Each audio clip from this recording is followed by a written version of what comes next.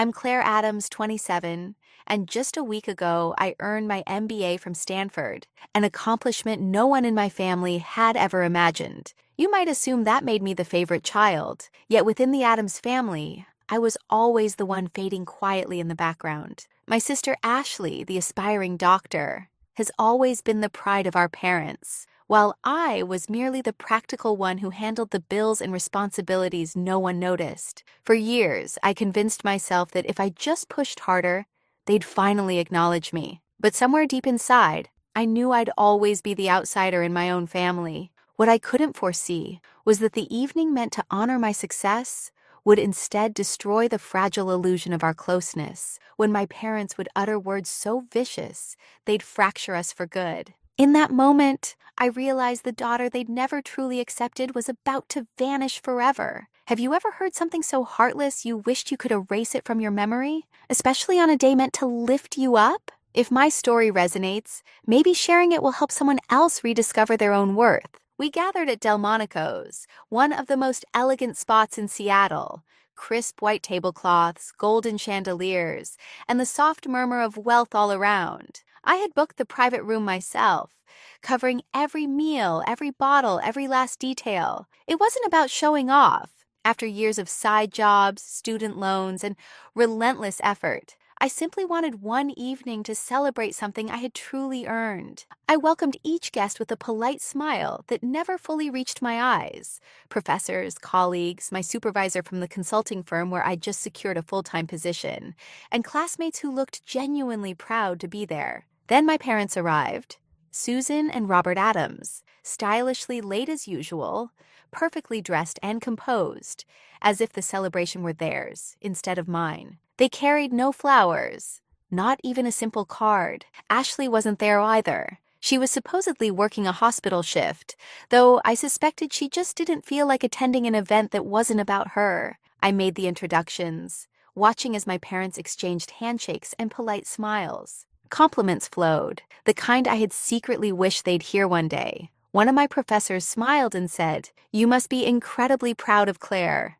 A Stanford MBA is no easy accomplishment." My mother gave a small, airy laugh and replied, "We're proud of both our girls, but Ashley, our youngest, she's in med school now, pulling long hours in the ER, saving lives. That's what truly matters." Silence followed. You could almost hear the cutlery pause midair. My grin stayed fixed, rigid and practiced, like it had been fastened there just to survive the moment. A few minutes later, my manager rose to give a toast. He spoke about my determination, how I'd guided our intern team and kept everything afloat when deadlines loomed. "Claire is among the most capable young consultants I've ever worked with," he said proudly. "She's destined for great things." The applause that followed was warm and genuine. I turned toward my parents, hoping for even a flicker of pride in their eyes. My father let out a light laugh. "She's clever, sure, but Ashley, she's saving lives every day. That's the kind of pride that really matters." The words hit like a script they'd practiced, as if my whole life existed only to lead into Ashley's grand performance. The hero, the healer, the one who mattered. Around us, the table went stiff, eyes darting uncomfortably. One of my coworkers, bless her heart, tried to mend the tension. She leaned toward my mother and said gently, "Still, you must be very proud of Claire. What she's done is incredible." My mother's smile was cool, almost dismissive. "I suppose it's fine," she said. Then my father jumped back in, steering the topic once again toward Ashley's endless night shifts, rotations, and all the patients she'd helped. "Compared to a doctor," he added with a casual shrug, "an MBA doesn't quite measure up." That was the breaking point. I pushed back my chair, the sound slicing through the silence like a blade. Every conversation died. My voice came out steady, stronger than I expected. "Do you have any idea what it took for me to get here? How many nights I went without sleep? How many hours I worked while studying so I wouldn't cost you a cent?" My mother's lips pressed tightly together, a wall of quiet disapproval. My father looked at me like I was causing a spectacle. I paid Ashley's tuition. I sent money when the power was cut off. I went without so this family could survive. And still, I'm dismissed as just the one behind a desk? The air grew dense. Every breath in the room seemed to stop. By then, I wasn't speaking to the guests, only to the two people who had never truly seen me. If I'm as useless as you think, then who do you believe kept this family from falling apart all these years? My father rose, his face flushed with anger. He didn't raise his voice. He didn't need to. His reply was sharp enough to wound. We wish we never had a daughter like you. A collective gasp, the sound of a spoon hitting a plate. For a heartbeat, my vision swam. Not from tears, but from sudden, painful clarity. I looked around the table, seeing every shocked expression, every person who valued me for what I'd achieved, and then back at the two who had just erased me in an instant. When I finally spoke, my tone was calm, almost steady. If that's truly what you wish, then maybe it's time I start living as though I never belonged to you at all. And I left. If I was never truly wanted, maybe it was time to start living like I never belonged to them at all. I didn't shed a single tear that night. Not when I stepped out of the restaurant. Not when my heels echoed on the wet Seattle pavement beneath a soft drizzle that felt almost familiar. Not even when I made it home, slipped off my shoes, and sat in the quiet darkness of my apartment. But the next morning, when I unlocked my phone and saw 11 missed calls from my parents, and a single message that said, "You embarrassed us. I hope you're proud of yourself," that's when something inside me gave way. It wasn't sadness that hit me. It was sheer fatigue, because this wasn't some isolated moment. It was just the latest scene in a lifelong pattern I'd finally stopped pretending was normal. I wasn't surprised anymore. I was simply finished. All through my childhood, I was the quiet girl who faded into the background, while Ashley sparkled under every spotlight. We were only 2 years apart, yet it often felt like decades of distance in how we were loved. Ashley had piano recitals, ribbons for participation, birthday parties with towering cakes and golden balloons spelling out her name. I once got a cake that read, "Happy birthday, Ashley O. and Claire," scrawled awkwardly in the corner. A punchline that became a family favorite. They laughed. I didn't, but I smiled like I always did. I learned young that success only counted if it matched what they valued. When I brought home the first place certificate from the regional math competition, glowing with pride, I truly thought it might finally mean something. Mom didn't even glance up from the laundry basket. "That's nice," she said casually, "but Ashley's volunteering at the hospital." That phrase, real impact, was their mantra. It echoed through every conversation, every comparison. Apparently, nothing truly mattered unless it came with a stethoscope. Still, I didn't quit. I kept pushing, believing that if I achieved enough one day, they'd finally say what I'd spent my whole life waiting to hear. "We're proud of you, Claire." So I kept grinding. Through college, juggling 3 jobs at once. I opened the coffee shop at dawn, scrubbed offices after evening classes, and spent weekends tutoring kids from the neighborhood. Every paycheck disappeared, toward household bills, toward Ashley's endless med school expenses. No one ever asked how I managed it. They just accepted the help, as if it were owed. Michael used to tease that I was the only person who could balance a family budget faster than I could recognize my own worth. He said it with a grin, but there was always that flicker of tenderness in his eyes afterward. Michael had been my closest friend since college, the one person who always saw past the masks I wore. His story wasn't identical to mine, but it carried the same melody. His father, a former military man, demanded obedience with an iron hand. When Michael chose art instead of engineering, the man disowned him. But unlike me, Michael didn't spend years begging for approval. "You can't water dead roots, Claire," he once told me. "It's not your fault when nothing grows." At the time, I brushed it off, thinking he was just bitter. I still believed loyalty meant giving until there was nothing left to give. But that night, for the first time, his words began to make sense. After the disastrous dinner, Michael called. I couldn't bring myself to answer, but I replayed his voicemail over and over. "Claire, I'm proud of you, not just for speaking up, but for finally walking away. Call me when you're ready to breathe again." I wasn't ready yet. Not completely, but something inside me had begun to shift. For years, I'd clung to this fragile hope that if I stayed quiet and worked harder, my parents would finally turn toward me and see me. That hope had been my lifeline. But now, I was beginning to realize that maybe freedom comes only when you stop begging for love from people who'll never give it. When I left my old apartment, I didn't take much, just the basics.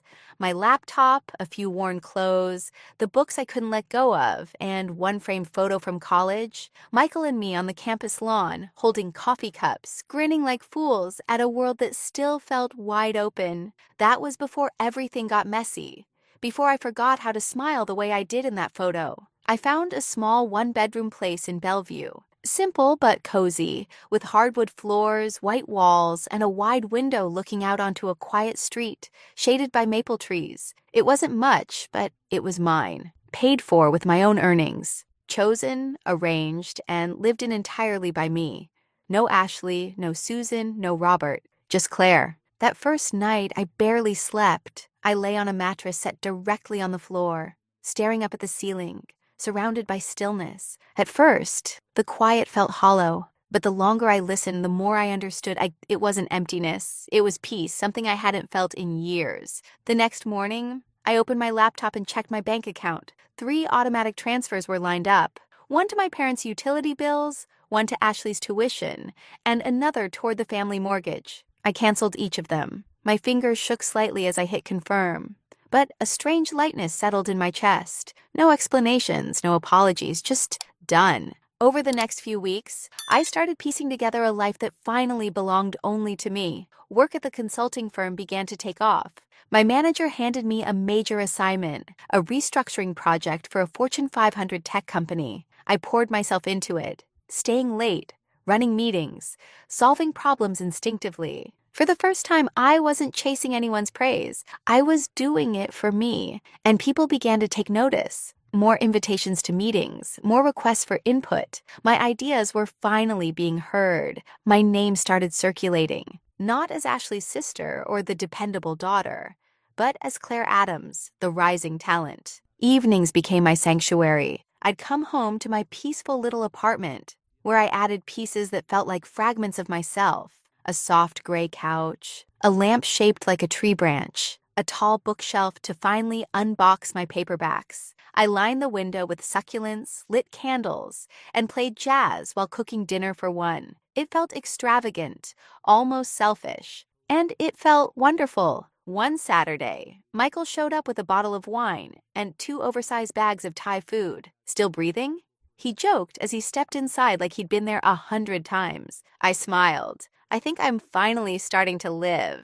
We sat cross-legged on the floor, eating noodles, sipping cheap Cabernet, laughing about our college days. For a while, life felt light again. Simple, unburdened. I like this place, he said, glancing around. It feels like you. I hesitated, smiling faintly. I think I'm still figuring out what that means. He lifted his glass and said softly, to figuring it out. Our glasses touched, and a quiet warmth spread through me. It wasn't pride or relief. It was something gentler, maybe the first trace of self-acceptance, or at least the sense that I was finally moving toward it. Later that night, as I folded a blanket over the back of the couch, my phone buzzed. Mom, then again, Dad. No messages, just a string of missed calls, 10 in total. I didn't answer. I didn't even check them. Instead, I switched the phone to silent, wrapped myself in the blanket, and watched the streetlights flicker through the window. They had chosen silence for years. Now I was returning it, a silence they'd finally be forced to hear. Then came a knock, not gentle, not uncertain. It was firm, deliberate, demanding. The kind of knock that doesn't wait for an answer. It insists on being heard. I glanced at the clock. 4:13 p.m., a Tuesday. I'd just come back from work, still in heels, blazer slipping off my shoulders. When I opened the door, I went still. There they were, my parents, Robert and Susan Adams, standing as if nothing had ever happened. They looked immaculate, like they were paying a visit to property they still believed was theirs. My father wore a crisp button-down and polished leather shoes. My mother stood rigid in her beige trench coat, arms crossed, lips drawn tight like she was preparing for battle. I said nothing. I didn't move. We need to talk, my mother said. The last time we'd spoken, she told me I'd humiliated the family. Yet here she was, on my doorstep, pretending the wound didn't exist, Without waiting for me to respond, they walked right past and into my apartment. I closed the door slowly behind them. As if one wrong sound might set something off, they settled onto my couch, the one I'd bought myself, in the living room I'd built from my own hard work and sleepless nights, with money they'd never thanked me for. I stayed standing. "Claire," my father began, adjusting his tone into that smooth, professional cadence he used for meetings. "Ashley's run into some setbacks." Setbacks? That was the word he chose. Her hospital internship had been terminated. "Staff cuts," my mother said curtly, "and as for her tuition, the remaining balance hasn't been paid. If that doesn't get resolved soon, Ashley might have to leave the program." "And?" I asked, my tone flat. "And," my mother shot back, "we need your help." There it was. No apology, no trace of remorse. Just the same old refrain. "Help," I echoed, like it was a foreign word on my tongue. "Claire, you understand how critical this is?" My father said, his voice measured. "If she falls behind now, she could lose everything." "She?" I asked quietly. "Or you?" My mother's gaze hardened. "Don't be petty," she hissed. I let out a sharp, dry laugh that startled even me. I gave up years of my life for this family, paid bills when the lights went out, bought Ashley's textbooks, covered her rent, her groceries.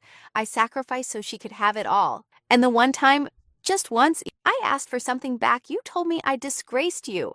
"We were angry," my father barked. "You were disrespectful." I stepped closer, the sound of my heels striking the floor cutting through the tension. "No," I said evenly. "You disrespected me. For years, quietly, consistently, until it became the rhythm of our family. You didn't raise me. You drained me." My mother straightened, her arms unfolding. "We're your parents," she said sharply. "We brought you into this world, and I carried it." I replied, the words rising from somewhere deep. "I carried it while you stood on my back and praised someone else for standing taller." The air between us tightened, thin as a wire ready to snap. "You don't get to walk in here and pretend none of that happened," I said quietly but with force. "You don't get to act like you never told me you wished I'd never been born." My father's mouth opened, then shut again, the silence doing all the talking. I moved to the door and held it wide. "If you came here to apologize, I'd listen. But if you came to ask for more, that conversation ended the night you disowned me." Neither of them moved. "Claire, this is family," my mother said, her tone climbing.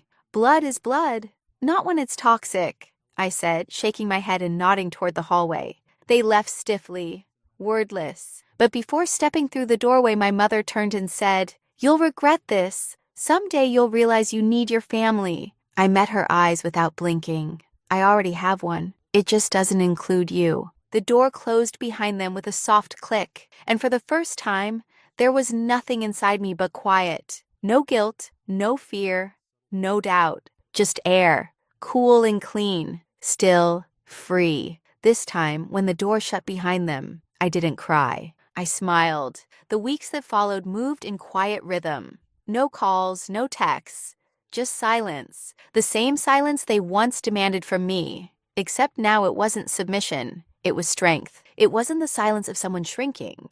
It was the calm of someone who had finally found her own voice in the quiet. At work, I poured myself into everything.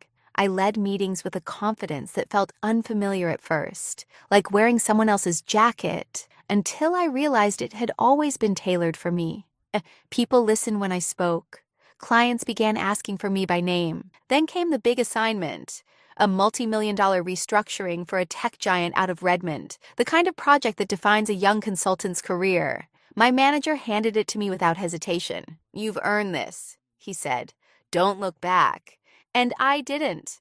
For 6 weeks, I lived and breathed that project. Strategy sessions, late-night slide decks, pivot tables spinning across the screen until my eyes stung. But it didn't feel like burnout this time. It felt like purpose. Sharp, alive, mine. At night, I came home to an apartment that finally felt complete. The gray couch scattered with soft pillows, shelves neatly stacked with books I'd once kept boxed away, candles glowing faintly in the corners, filling the room with quiet warmth. It wasn't the house I grew up in. It was the home I'd built for myself, one emotional brick at a time. Michael stopped by often, Sometimes we didn't even talk, just shared leftovers in comfortable silence. Other nights, we played old records and argued about our college playlists. "You're different," he said once, leaning back on my couch, glass of red wine in hand. I looked at him, curious. "Different? How?" "You seem whole," he said softly, "like you finally stopped waiting for someone to choose you."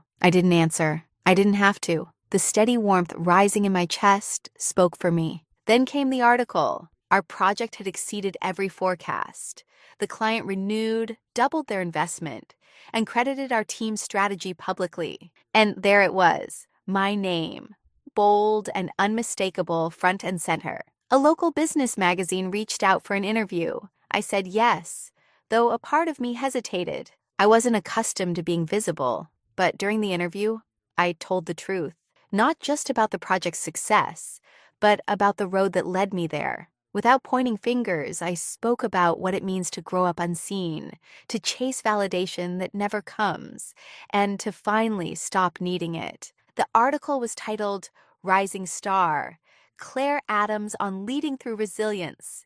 It spread fast. First hundreds of likes, then thousands. My inbox filled with messages from strangers who said my words felt like their own. People confessing that they cried reading them. One sentence kept getting shared over and over. "You don't have to earn love from people who use it as a weapon." Michael texted me a screenshot circling that line. "Damn, Claire," he wrote. "You started a quiet revolution." But not everyone stayed quiet. Emails began flooding in from my parents. Clipped, angry, seething. "You've humiliated this family. How dare you speak about us in public? Ashley's struggling and you're out there showing off." I didn't answer. They shifted from guilt to accusation, and finally, back to silence. And I stayed still. For once, I didn't feel compelled to defend, explain, or repair. I let it shatter. And this time, I didn't rush to pick up the pieces. And somehow, when everything else had fallen apart, I hadn't. One evening, I stood before my floor-to-ceiling window, a glass of wine in hand, watching the Seattle skyline glitter, as if it were quietly rooting for me. I thought of that younger version of myself, the one who used to send half her paycheck home, waiting for gratitude that never came. I remembered that dinner, that single cruel sentence, "We wish we never had a daughter like you." And then it hit me. I used to believe silence meant surrender. Now I understood. Silence could be strength. The celebration I threw wasn't extravagant. It was small on purpose. No upscale venue. No obligatory guest list filled with names I barely recognized. Just a handful of close friends, colleagues who'd stood by me when life unraveled. And Michael, naturally, who arrived with 2 bottles of wine and a ridiculously large cheese board he insisted on arranging himself. It wasn't a party for achievement.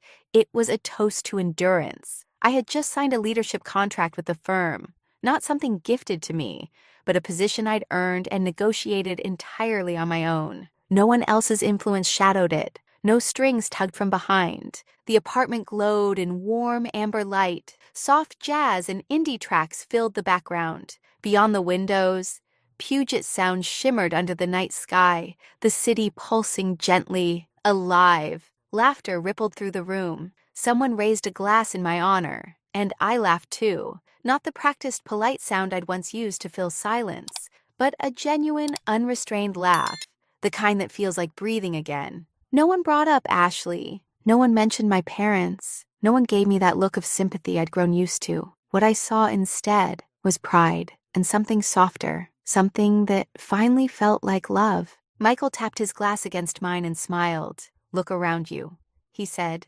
gesturing toward the laughter and light. "This is the family you built, Claire." I nodded, the truth of it sinking in. "Yeah," I said quietly, "the kind that chose me too." Later, when everyone had gone, I stepped out onto the balcony. The air from the bay was brisk, clean, brushing through my hair like it was clearing away what was left of the past. Below, Seattle's lights shimmered like scattered stars. I finished the last sip of my wine and let myself breathe. I thought of all the unseen sacrifices, the years I kept giving until there was nothing left to give. I thought of that dinner, of those words I'll never unhear. But then I remembered the first time I stood up for myself, the first night I slept here, alone but safe, The first time someone told me they were proud of me and meant it. And it hit me. Maybe we don't get to choose the family we're born into, but we do get to decide which parts of that story stay with us and which ones we finally set down.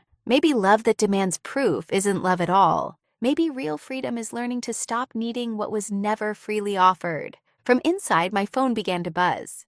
Another message, this time from someone I didn't know, a stranger who'd read the article, found me through the noise, and wrote, "Your story helped me finally walk away from the pain I thought I had to accept." I smiled. I wasn't alone anymore, and neither were they. I stepped back inside and turned off the lights. The room still held the warmth of laughter, the faint scent of wine and candles lingering in the air. I'd spent years pleading for acknowledgement. Now I was finished pleading. I was creating, I was choosing. And for the first time, I knew exactly who I was. Not a daughter to be managed. Not a fallback plan. Not an invisible thread holding others together. Just me. Whole. Enough. Free. I may not be the daughter they wanted, but I am, at last, my own.